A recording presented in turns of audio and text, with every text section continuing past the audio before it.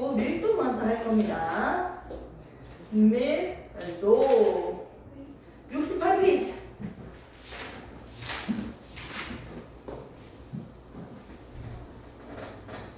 프린트볼 정리한 거 한번 보시면 돼요. 밀도 나와 있습니다.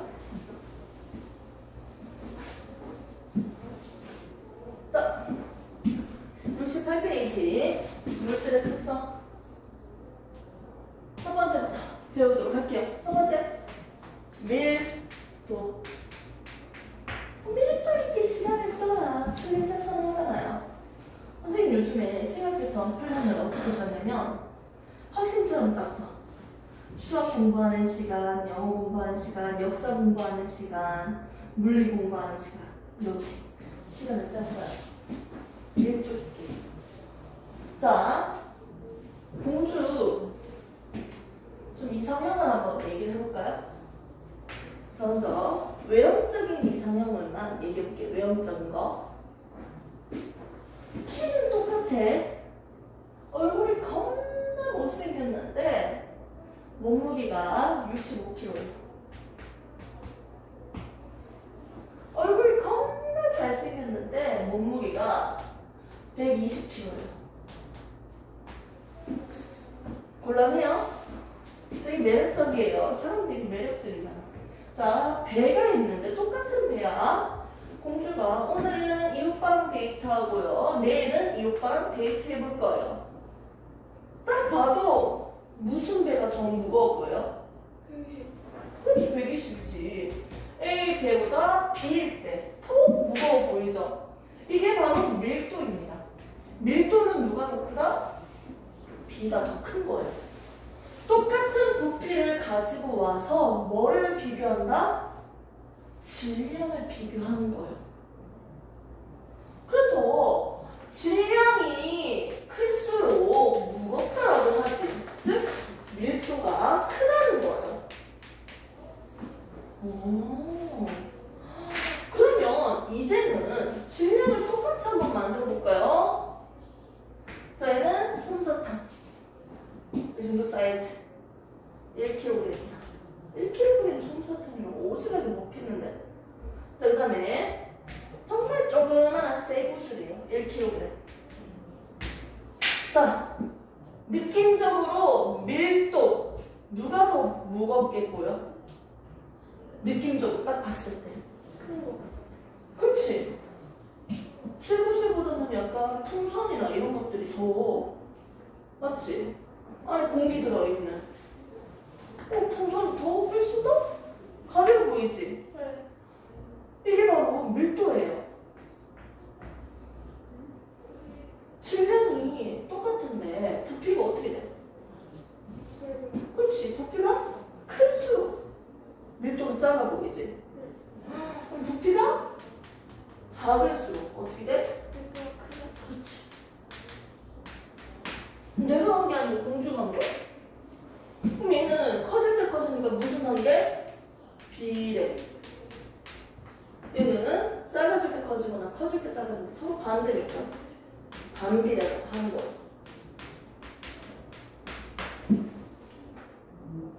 여기에서 얘랑 똑같은 크기만큼 떼본다고 생각해볼까? 그럼 풍선으로 이만큼만 떼서 비교한다면 똑같은 부피로 비교를 해봤을 때 오른쪽이 더 무겁죠. 질량이. 확실히 밀도가 오른쪽이 더 크네요. 맞습니까? 응.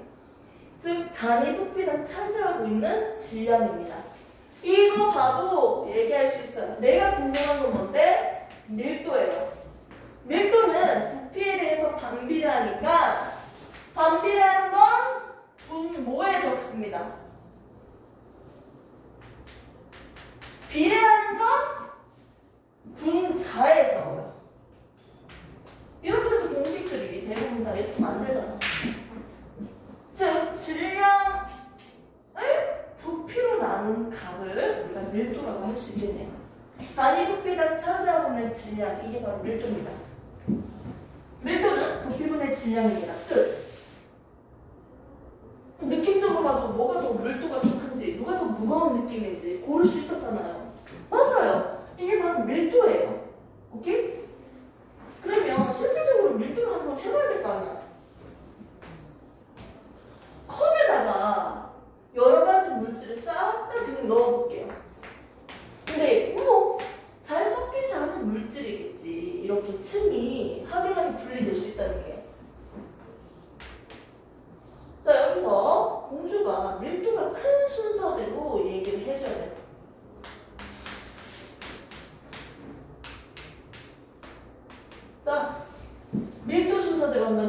가장 무거운 거. 밀도가 큰 순서. A, 나 B, 나 C보다 이거 더 무거우니까 밑에 쳐. 그렇지. 중간에 끼어들어 있는 거지. 그럼 C, B, G, E. 그렇지. 쉽다. 밀도 비교할 수 있어 없어요? 그쵸? 다 섞여봤을 때 어떻게? 밀도가 무거울수록 바닥에 깔아앉아 있겠네요. 밀도 순서라고 얘기할 수 있겠네요. 됐습니까? 그러면 우리가 이 밀도를 이제 직접 계산을 해봐야 돼요. 밀도는 물질을 구분하는 특성이라고 했어요. 물질들마다 철, 나무, 플라스틱, 유리, 물 이런 물질들마다 밀도값이 딱 정해져 있어. 철을, 금을 이렇게 들고 왔어. 금을 이만큼만 들고 왔어. 순금, 둘 다 순금이야. 얘 밀도나 얘 밀도나 똑같은 거야. 여기서 이만큼만 잘라온 거니까요. 똑같은 물질이면 질량이 많든지 적든지 부피가 크든지 작든지 상관없어요. 밀도는 항상 똑같아요. 밀도는 정해져 있어요. 이런 밀도를 계산하기 위해서 먼저 우리는 고체의 밀도를 한번 측정을 해보도록 합시다. 고체. 근데 일단 가지고 와서 이런 고체를 측정하려고 하는데 모양이 규칙적이나 이런 식으로 원기둥이나 뭐 정육면체이거나 삼각뿔이나 뭐 구나 뭐 아무튼 모양이 이렇게 규칙적이라면 당연히 어떻게 계산하면 돼요? 가로, 세로, 높이 해주면 부피를 측정할 수 있겠죠? 맞지? 우리는 밀도를 부피분의 질량으로 계산을 하기 때문에 첫 번째, 부피를 측정을 해야 돼요. 근데 부피를 측정하기 위한 방법으로 첫 번째, 모양이 규칙적인 아이들이라면 이렇게 부피를 측정할 수 있겠죠? 근데 만일 모양이 불규칙하고 막 이렇게 생긴 돌덩어리라면 이 부피 어떻게 측정할까요? 눈금 실린더에다가 물을 채웁니다. 액체를 채웁니다. 채우고 이 눈금 실린더니까요. 뭐가 있어요? 눈금이 있겠죠. 한 처음에는 요 정도였어. 이 눈금이었는데 얘를 실에다가 매달아서 여기다가 넣어주면 돼. 넣어주면 이 고체가 잠긴 만큼 물이 상승하겠죠. 처음 눈금과 나중 눈금의 차이. 물이 상승했다. 물의 높이 차. 이게 뭐가 된다? 부피가 되는 거예요. 그럼 선생님, 물보다 얘가 가벼우면 뜨잖아요. 그럼 어떻게 할까요? 실로 묶어주는 게 아니고 철사로 눌러주면 돼. 얇은 철사로 눌러주면 돼요. 잠기게. 푹 잠겼을 때 상승한 물의 높이차만큼 부피라고 계산해주면 된다. 처음에는 23이었는데요. 나중에는 50이에요. 그럼 어떻게? 50 빼기 23ml 계산해주면 부피는 27 나오는 거죠. ml. 됐습니까? 이런 식으로 부피를 계산할 수 있는 거예요. 모양이 규칙적이면 그냥 계산하고요. 모양이 불규칙적이면 이렇게 눈금 실린더에 액체를 채워놓고 측정하시면 됩니다. 이렇게 부피를 측정하고 나면요. 또 우리는 뭘 측정해야 된다? 질량을 측정해야겠죠. 질량을 측정하는 방법 중에서 가장 간편한 방법. 요즘 너무 잘 돼 있죠. 음식 만들 때도 쿠키나 빵 만들 때도 무조건 정량을 넣어야 돼. 넣는 함량에 따라서 맛이 좀 다르더라고. 이 질량은요, 전자 저울을 쓰시면 돼요. 그냥. 맞지? 그리고 또 양팔 저울도 쓸 수 있겠네요. 위접시 저울. 왼쪽에 있는 질량만큼 오른쪽이 수평이 되도록 넣어주면 되겠네요. 이런 식으로 저울과 전자 저울을 통해서 우리는 그 물체의 질량을 측정할 수 있겠네요. 이렇게 측정하고 나면 이 값을 그대로 넣어서 계산해 주시면 됩니다. 됐습니까? 이렇게 해서 우리는 밀도 측정까지 봤습니다. 그럼 지금 배운 거 얼마나 잘 이해하고 있는지 우리는 대답할 수 있겠네요. 먼저 책을 한번 보도록 합시다. 68페이지. 밀도. 밀도는 부피분의 질량이다. 그리고 밀도가 큰 순서대로 지금 부등호로 표시되어 있는 거 그림 보이죠? 이거 우리 한 거예요. 자, 앞에 보겠습니다. 자, 밀도는 뭐분의 뭐다? 부피분의 질량이죠. 오케이? 아, 이게 밀도였네요. 너무 많아졌다. 근데 이제 이걸 가지고 우리가 그래프까지 그릴 수가 있어요. 자, 밀도는요, 누구랑 비례한댔어요? 위에 있는 거, 질량이랑 비례하니까, 맞죠? 아까 전에 위에 적었다 했죠? 자, 밀도는요, 누구랑 반비례해요? 부피랑 반대선 하나가 커질 때 하나 작아지니까 반비례죠. 그럼 비례랑 반비례 그래프 그려봤죠? 비례는 1! 반비례는 1! 사실 이거였어. 그러다 보니 직선 그리는 경우가 있는데 직선으로 그리시면 안 됩니다. 그러면 우리가 부피에 대해서, 질량에 대해서 각각의 값을 한번 측정해보고 점을 막 찍어봤어요. 그래프에다가. 아, X축은 부피, Y축은 질량이라고 해서 A, B, C, D 여러 가지 물질이 있는데 어떻게 측정을 해봤다?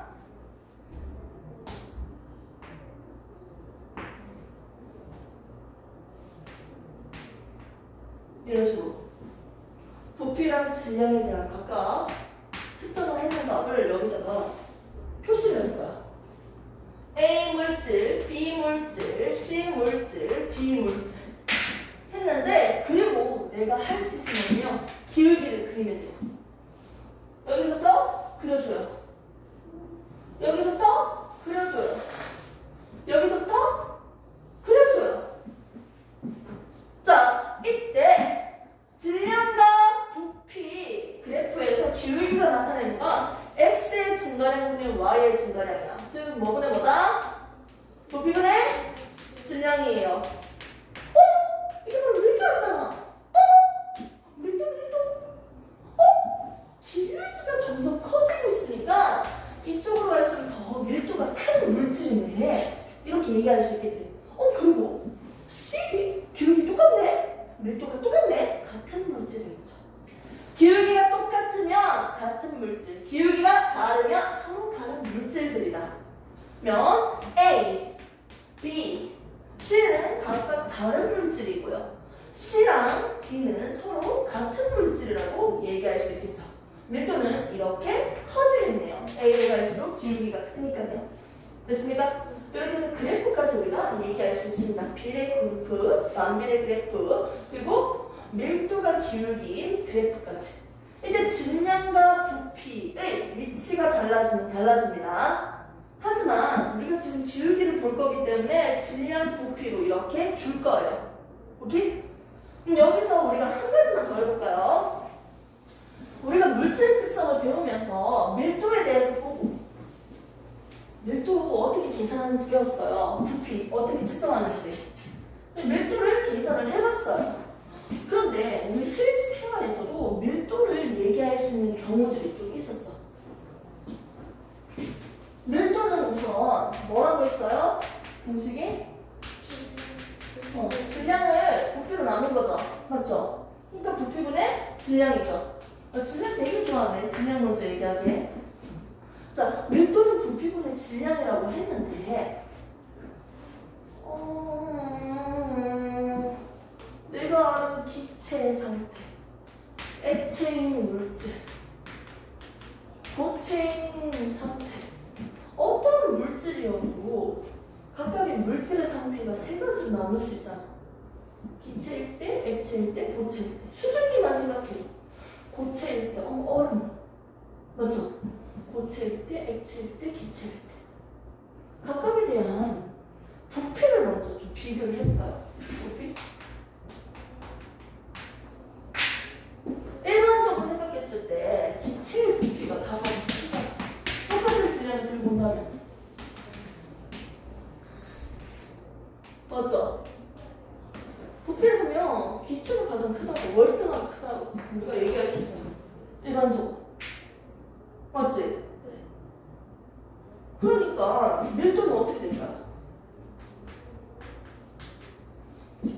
반대로. 그렇지. 그런데 물은 예외입니다. 물은 좀 달라요. 물이라면 어떻게 될까요? 물이라면 누가 가장 부피가 커요? 기체지. 그 다음이 고체. 얼음이 부피가 크지. 물이 부피가 크냐? 물 얼리니까 뻥! 빵빵해지잖아요.